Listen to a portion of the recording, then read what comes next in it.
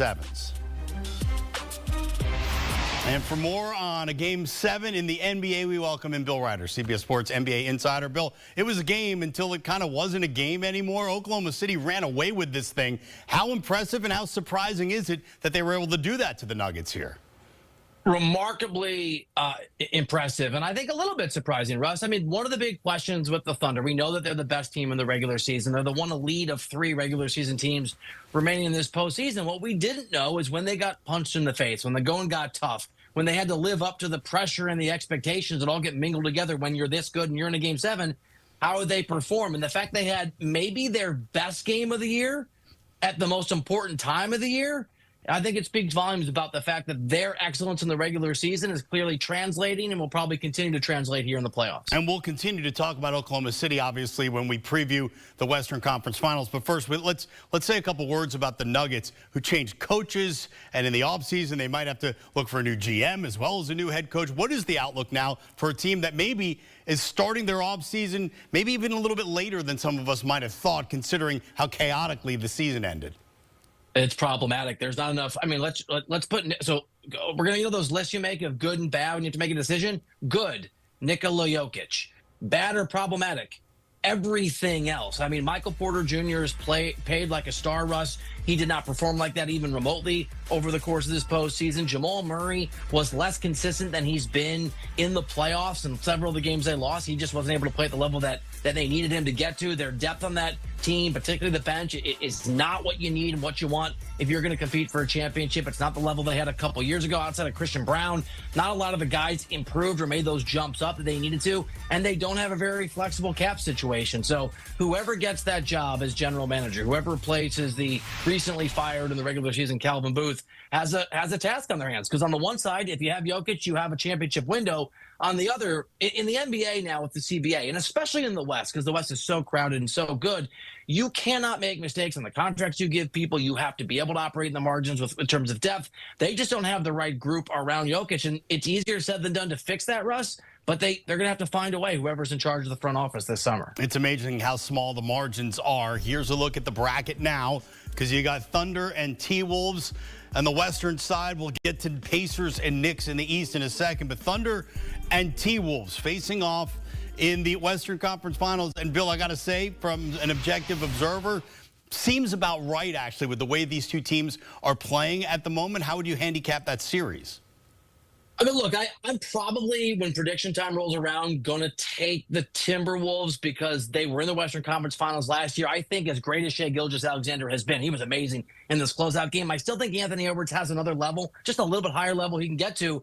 But I don't feel as good about that as I did 2 hours ago, Russ. These are two teams that are both top 10 in offensive and defensive rating. And the Thunder were better in both of those categories. That's why they were the 1 seed and the Timberwolves were the 6th seed. But this is a hell of a matchup. You've got two legitimate superstars in Ant and SGA. The Thunder are deeper, but it's not to say that the Timberwolves don't have some depth. Julius Randle has been outstanding. Now, I won't go through the whole roster, but these are two really good teams. I think it'll come down to whether or not Minnesota can generate enough offense against really the best defense in the NBA. We just saw the Thunder hold in a critical game, Denver, to whatever it was, 93 points. There have been times where Minnesota has struggled offensively over the course of this postseason. If Anthony Edwards can be more efficient in his shooting, he's had some shooting struggles, I think it's a heck of a series. I don't know who's going to win, but I tell you what, both these teams are more than capable of winning the whole thing, not just the series against each other. It's not one of these fluke runs like we saw from the Atlanta Hawks a few years ago. Both these teams deserve to be here, and both of these that can get past the other are good enough to cut down the nets here in June. Game 1 of the Western Conference Finals getting set for Tuesday night. On Wednesday, yeah, the matchup we were all expecting, right? Knicks Pacers in the unbelievable, like incredible from what we saw in the regular season to what we have now. And both fan bases, probably like you were talking about the teams out west, probably feel like they have a decent shot to win it all if they can get past the other. Knicks Pacers, how do you see that one stylistically?